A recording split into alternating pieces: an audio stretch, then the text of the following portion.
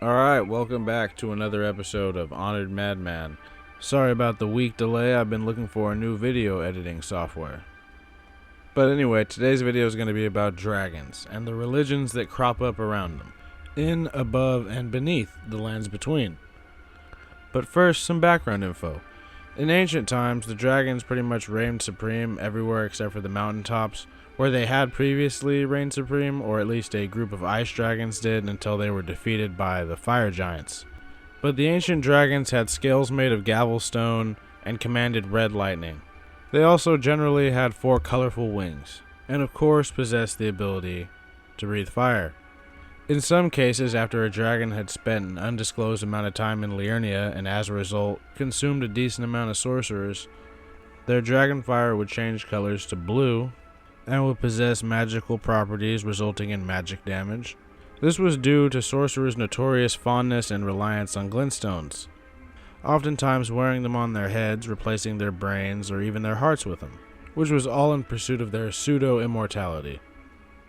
Things were all well and good for the dragons in ancient times, until their god abandoned them, and shortly thereafter, Placidusix, or however the fuck you say it, their version of an Elden Lord, also abandoned them and hid off in Farum Azula beyond time itself, hiding away in hopes that his god might one day return. We don't exactly know when these events happened. It could have been Godfrey who smacked the shit out of Placidusix, and that's why he only has 2 heads and a couple stumps where it looks like he used to have other heads. But it's possible that Placidusix and his god were just another one of the many beings that were vying for dominance in the lands between back in those days. What we do know about the ancient dragons is that after an undisclosed amount of time of the Erd Tree and the capital of Leyndell being established, they decided to attack the Golden Capital, led by the really cool named dragon Grandsax, who himself was just a massive specimen. Think the Black Dread from Game of Thrones or A Song of Ice and Fire, because that's about how big he was. So they rained hell on the capital for an undisclosed amount of time, until one day Godwyn the Golden fought to his last and earned the respect of Fortisax, and their friendship is pretty much what ended the war, and brought about an alliance with the dragons. Godwyn was even taught how to wield lightning by his new friend, and his specific strain came out golden. This truce also resulted in the creation of the Leyndell Dragon Cult, which was led by Fortisax's sister Lansax, who took on a human form to lead the priestesses. And over time, membership in the cult, as well as the use of lightning, was seen as a status symbol and was practiced by just about every single knight in the Leyndell army. These knights were all taught from the Dragon's Prayer Book, which taught the use of regular yellow lightning. However, the High Priestess Lansax was known to have taught at least one of her disciples red lightning, but that's simply because he was built different. I'm referring, of course, to Vike, Knight of the Round Table Hold. Unfortunately for Vike, this red lightning wasn't enough to save him or his maiden from his own actions.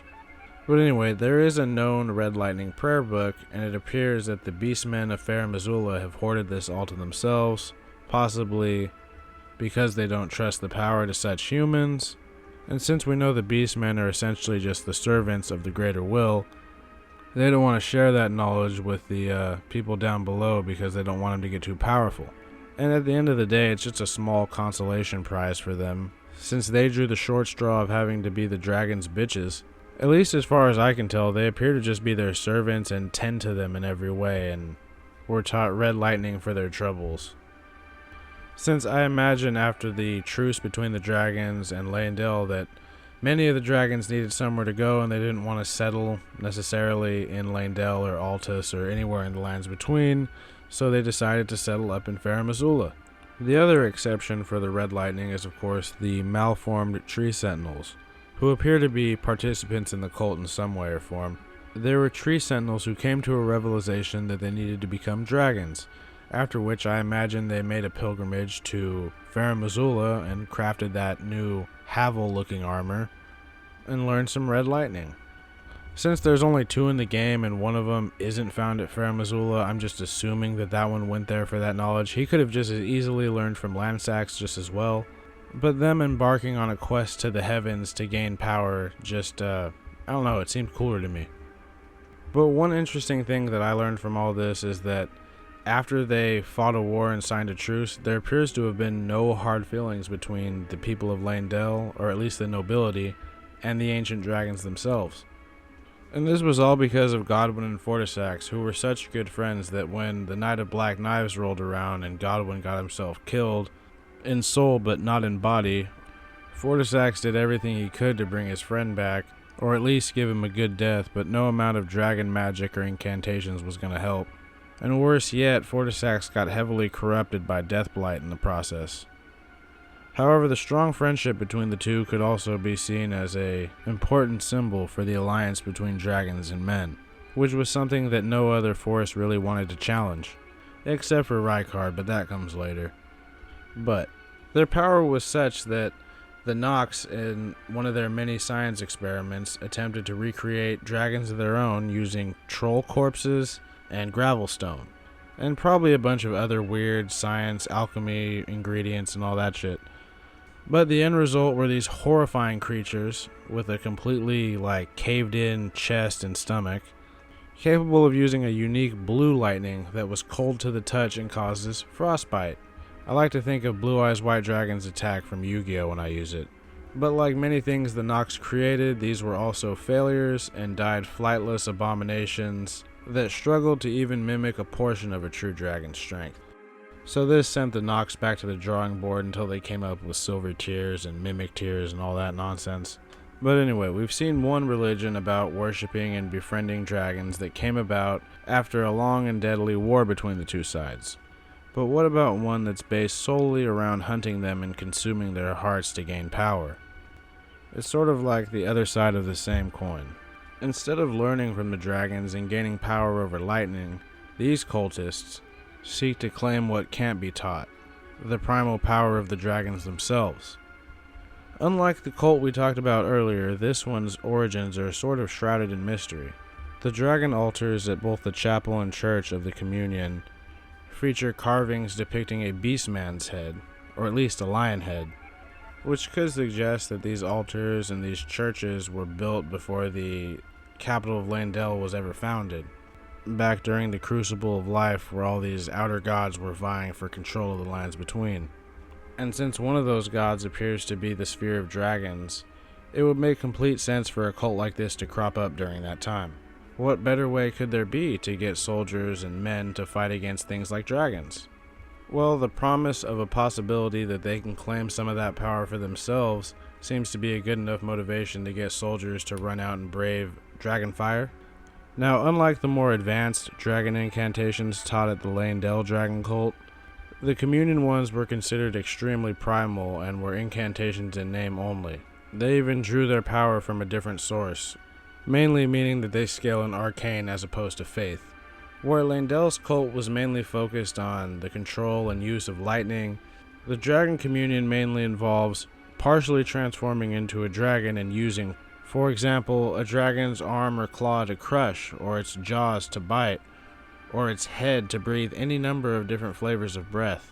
Members of the cult often fashion their armor using the various spoils of their kills, using the horns and scales to make armor and the wings to make makeshift capes. A couple known famous members would be Eleonora from Yura's Quest. She also seems to be a servant of Mog's. She probably only originally participated in the Communion for power anyway, which is the goal of most of the people that join it. There's also certain banished knights that are capable of using Dragon Communion incantations, notably the ones found at Farum Azula. I thought the banished knight at the Caelid Chapel of the Dragon Communion would be capable of using their incantations, but after several tries I couldn't get him to use any of them, but I could just be really unlucky. The very nature of the Communion itself often attracted a lot of heroes just willing to prove themselves by slaying dragons and stealing their power. And interestingly enough, humans weren't even the only ones who participated in the Communion. At least one troll, the notable hero of the war against the giants, Theodrix, was known to have consumed a great deal of dragon hearts in his time. Now you might wonder, what did the dragons think of all this? There was a whole religion dedicated to killing them and stealing their power. Well, we really don't have an exact answer. I mentioned earlier that most of the dragons resided in Farum Azula, but there's also a large concentration of them in Caelid at Grail's Dragon Barrow, named after the elder dragon Grail, who's essentially the mother of all dragons.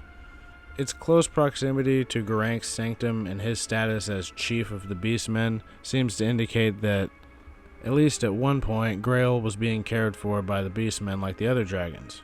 It's possible that when Malenia turned Caelid into Chernobyl, all the local Beastmen in that area got wiped out, and Gerankh has since replaced them with vulgar militiamen and a black blood kindred. When I first saw Grail's situation, I thought, oh shit, they're basically using her as a dragon heart factory.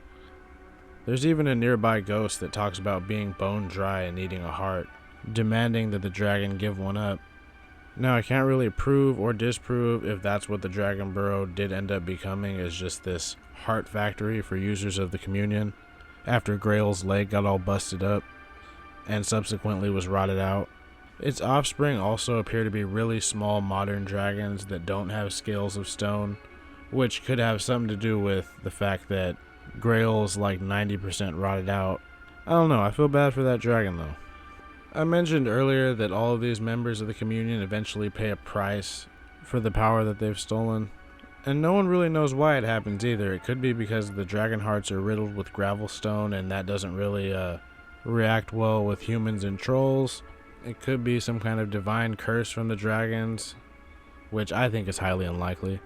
I personally think it has something to do with Mount Gelmir and the serpent people, since their sphere appears to be magma, but after a dragon communion participant has eaten a certain amount of hearts, I imagine it differs for everybody, but they slowly begin to lose themselves, and after they eat, the final heart, the straw that broke the camel's back, if you will, they were transformed into horrific, magma-spewing, land-bound beasts that appeared to be imitations of dragons, with malformed wings and stone-like skin. This was essentially the ultimate fate for all those who participated in the dragon communion, cursed to crawl across the lands forever as a monster. But back to my original question, since I got sidetracked, what did the dragons think of this? Well, since dragonkind isn't a monolith, we only really know what certain dragons thought of it. Mainly we know about what one dragon thought of them. I'm of course referring to the most ridiculously named of all, Exyx the Decaying. So old Exyx here was at Caelid when Malenia's bomb went off. He wasn't quite at ground zero, but he was within the blast radius, and much like Grail, he got pretty rotted out. However, he had one thing to hold on to keep him sane as he rotted away, and that of course was his hatred of the Dragon-Hearted, or the Dragon Communion users. This dude hates them so much that even in his rotted out form, which is still pretty formidable, he sits out in front of the Caelid Chapel of the Dragon Communion as a deterrent for any of those who are thinking of taking the power of the dragons for themselves. He's basically there to eat anybody who approaches, and you kinda gotta respect it a little bit. Although, unfortunately for him, is what he ends up being is just enticement to go see what that chapel's all about, and if you've killed him, oh look, you've already got a heart now. Might as well steal his power.